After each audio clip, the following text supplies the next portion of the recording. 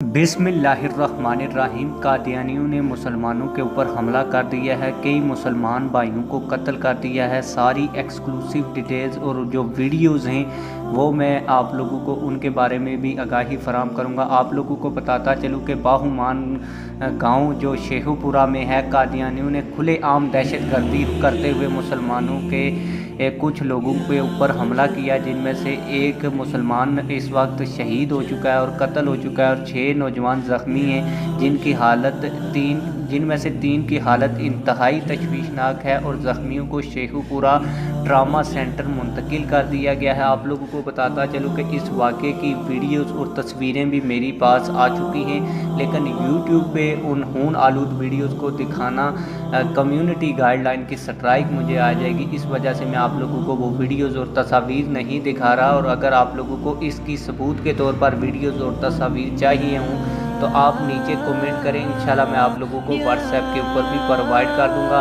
बाकी इस वाक़े के हवाले से हमारे पास इंफॉर्मेशन नहीं आई कि ये वाक़या क्यों पेश आया, कादियानियों ने क्यों मुसलमानों के ऊपर हमला किया।